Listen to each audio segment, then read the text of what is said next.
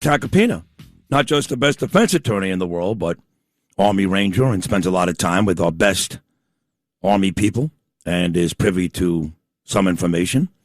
And we've been talking back and forth about this, and 99.99% of the time in general agreement about this effort with Iran. And it does seem now Lewis and Justin and Noam, like everybody else, is starting to come on over. Because at this point, how can you not? How can you not? And again, I want to make it... member pulled... Yeah, I'm not sure what that is, but again, I want to make it very clear that I am not angry with President Trump at all. I loved Midnight Hammer. That was an exceptional operation. And I even liked Operation Epic Fury. I thought that was important. The last couple of months, I'm trying to figure out what we're doing. And I'm not angry with Trump. I think he made the right decision. I think it was the courageous right decision to do this. But he's got people that need to execute better and game plan better. That's the issue. I'm not mad at Trump. Damn it, Trump did something all these presidents should have done. Iran is a threat to America, not just Israel, for the Jew haters out there, to America and the world. They need to be fixed, if you will. And Trump did it. I actually congratulate President Trump. I don't have an issue with the president. It's a lot of people around him that can't figure it out. Maybe I'm wrong, but I think I've been right most of the way. And I know you've been, Joseph Tacopina, so good morning. Good morning, brother. How you doing? Good. Yeah, you nailed it again. You nailed it again. It's exactly it. Look, and it's great that you're able to do that because I know how close you are to the president, how much you support him. I obviously am too. I support this country, but you're calling it the way it is on this situation because let me tell you something. There is an asymmetric war going on right now, and what I mean by that is, what are we trying to do to Iran? What are they trying to do to us? We're trying to impose pain, show our force, our might, kneecap them, bring them to their knees. What is Iran trying to do to us? They're trying to impose costs. These are two very different things. They're trying to drag this thing on. And so, it's a little difficult right now because, so we've been saying this for months. Every time we hear there's a ceasefire, there's a memo of understanding, we've won. It's just words. And unfortunately, I just don't see an end in sight anytime soon. And that's where we have a problem. We right. You don't see an end anytime soon, I should say. And one of the things you said on this program, and I'm wondering if you're going to stick by that, is that the American munitions are probably lower than Americans realize, and Iran, well, they're getting weapons from a bunch of places. Do you still believe that? It's a fact, Sid. It's not whether I believe it. Again, I'm not an expert in this stuff. I'm listening to the people who are and who are there. And the fact of the matter is, yes, our munitions are low. And the munitions that count are low. And Iran's, they're just not. They haven't nearly fired as much as we've fired. They're saving some of their big boys. And they have these allies, China, Russia. These countries are thrilled to see this war continue and go on. So, yes, that's the problem. So you just nailed it. That's the practical problem. Now, publicly, I guess the administration can't say that. They won't say that. But it's a fact. It's just a fact. So when you say you don't see an end in sight, for there to be an end, whether it's soon or a long time from now, I've maintained all along that this idea of no regime change is silly because you have to.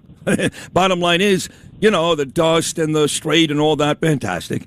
But if you leave these IRGC guys in power, and you're going to have the same exact issues, maybe 3 years, maybe 5 years, maybe 7 years, that we're trying to eradicate now. And you'll look back and say, well, what the hell, why did we do that, right? So you can't just leave the bad guys in charge. And even though we've killed a lot of them, congratulations, we have. They got plenty more. There's no way to win this unless it's hard to make sure of this, but at the very least, decimate these animals that are still calling the shots. You agree with that? It's 100% true. We're here now. Whether we should have been here or not, that's a different story. It's debatable, and it doesn't matter at this point. We're here now. So we have to really go in there, annihilate, boots on the ground, do what we do to win every war, because you cannot win a war, even in this modern age of drones and AI. You can't do it without boots on the ground. That's a fact. And don't forget, where the uranium is, airstrike as much as we want. We're not going to get to where we need to be. And yes, if we don't get a regime change, this will go on for eternity. All we've done was poke a hornet's nest now, right? So, the guy who's the leader now was the son of the former leader we killed. So there's a rage and a fury there. So if we don't enact regime change, this thing is going to go on way past our lifetimes. And what you're seeing right now, Sid, is the U.S. is fighting a conventional war against Iran. We believe that if we strike enough targets in Iran, cause enough damage, destroy enough capability, they'll capitulate. The Iran's theory of success in this war is just to keep us spending and imposing costs and outlast the U.S. in time. And so their theory really centers on economic aspects and time aspects, which translate into politics, as we're seeing now.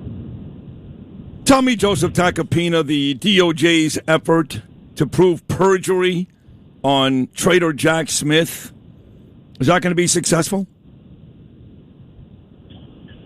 Sid, it remains to be seen. It really does. The stories evolve from beyond the referral itself. Now Jack Smith, obviously, and his attorneys are denying it. This case will ultimately come down to exactly what question Jack Smith was asked and exactly how his answer is interpreted. So, it's a criminal referral doesn't mean criminal charges, as you know, but the politics are loud here. But the legal issue is really pretty narrow, Sid. The question isn't whether Congress disagrees with Jack Smith. It's whether prosecutors can prove beyond a reasonable doubt that he knowingly made materially false statements under oath. And that's a heavy road. That's a heavy road. And it reminds us, this story reminds us, and people have to remember, congressional testimony matters. It's not political grandstanding. You have to be very, very careful when you go into that room. Whether you're a former special counsel or anyone else, the expectation is the same. Complete candor under oath is an obligation. And at the same time, allegations alone are proof. The legal process, not politics, will determine whether anything more comes to this. But it's a real referral. It's a real referral, and it's another poor Todd Blanche. I mean, the guy's trying to get confirmed here, and he's got another hot potato, because this is a political hotbed. No matter where you go with this thing, if he charges a former prosecutor who he worked with, because Todd knew Jack in the Justice Department, it's one thing. If he doesn't, he'll probably draw the ire of somebody he works for. So I think we have to see how this plays out. But again, no charges at this point, right? The committee's referred the matter. So really, it's going to be up to the federal prosecutors and ultimately Todd Blanche, whether this gets prosecuted or not. So it's going to be tough because, again, it has to be, you have to look at the exact question he was asked, not what, the overall tenor of his testimony was. Right. When you're talking about perjury, you have to have a direct material misrepresentation, misquote. So if someone intentionally lies, that's it. That's a serious matter. But if there's any ambiguity in what the question was and the answer, or the answer leaves room for alternative interpretations of that question, there's no charges. So I think we're still a long way away from it. But look, we've seen this before. You get into that room under oath in front of Congress, in this day and age of political mayhem where, everything is so partisan, you better be ready to make sure you can stand by every word of your testimony. We saw that with Comey and whatnot. So I think this is really it's going to be interesting to see how it plays out. I think it's still a long way between here and there when it comes to charging Jack Smith, though. All right. This is my dear friend, nearly 5 decades, the best defense attorney in the world, and a Friday regular. He's always great. He's great again today, Joseph Tacopina. One more for you, Joseph. And that is, Mamdani wanted Bibi arrested, and we knew, of course, that can't happen. Nobody cares about the ICC in America. It's a kangaroo, Jew-hating. It's really a phony court is what it is, and nobody pays attention to it here in America, so we knew from the very beginning that, was there a chance? There was never a chance. I can't believe the media even brought up the question. There was never, ever, ever a chance. But the mayor doesn't care because his base hates the Jews, and he promised he was going to arrest Bibi, so he's got to play the part, even though he knows better. But then people said to me, wait a second. I even asked Alan Dershowitz this. He threatened to arrest Bibi. He knew he couldn't do that. Why can't we arrest him? Why can't we arrest Mamdani for threatening to arrest Bibi? There's got to be something that says he can't do that as an elected official. What about those chances? There's really is nothing that limits what he can say as an elected official in that regard. That being said, campaign rhetoric is one thing. This guy is, if you listen to everything he said in his campaign, he's delivered on exactly nothing that he's promised all these morons on TikTok who voted for him because they were going to get free rent, free food, free transportation, free everything. They could stay on their couches all day, not have to work, and be taken care of. Obviously, that didn't work out so well. But that's the socialist way, right? But campaign rhetoric is one thing. Government requires understanding, and when you govern, you should be charged with understanding the limits of your authority. It's a joke. The mayor is responsible for running this city, the largest city in this country, not setting U.S. foreign policy, you moron. And if you don't have the legal authority to do something, you really shouldn't campaign as though you do. And I can't believe for a second he was told or he thought he could truly arrest a foreign prime minister in New York based on political ideology. It's the stupidest thing I've ever heard. I can't even believe it's got any traction, like you just said.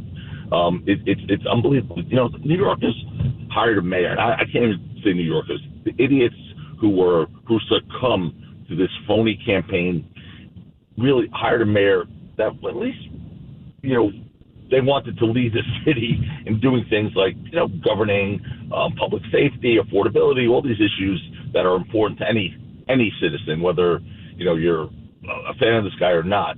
The issues of a mayor actually has nothing to do with that. The campaign promises collide with the Constitution, Sid. There's no legal basis to do this. But this guy's made a living out of the quote that it's easy to promise where you don't have the power to deliver, right? How's that free rent thing going right now? How's the free bus rides? How's the free food? So, the mayor's first legal opinion should have come before the campaign promise, not after it. And this guy's just the client. He ceases to amaze me.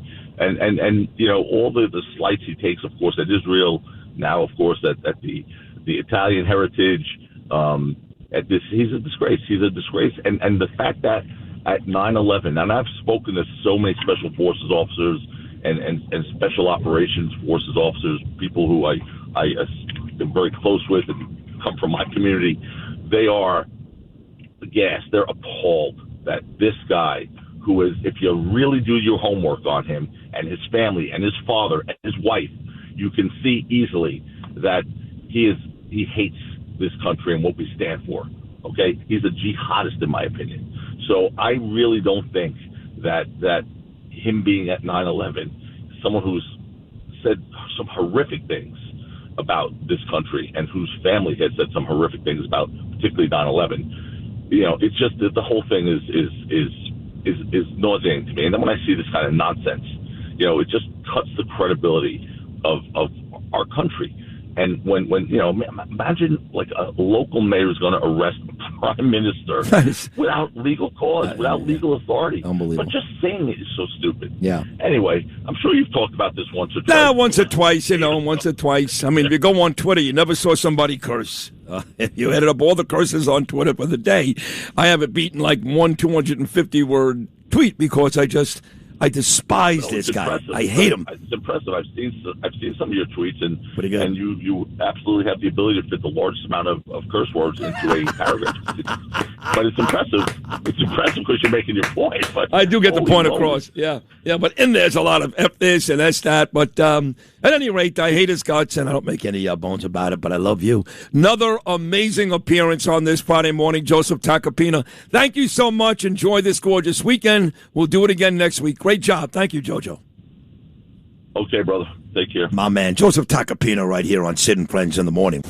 Thanks for listening to Sid and Friends in the Morning. You can hear Sid and Friends in the Morning weekday mornings at 6. If you like the podcast, share it with your friends and listen anytime at WABCRadio.com and download the WABC Radio app. Hit that subscribe button on all major podcast platforms. Plus, follow WABC on social on Instagram, TikTok, Facebook, and X. See you next time for a new episode so you never have to wonder. What the heck is going on here?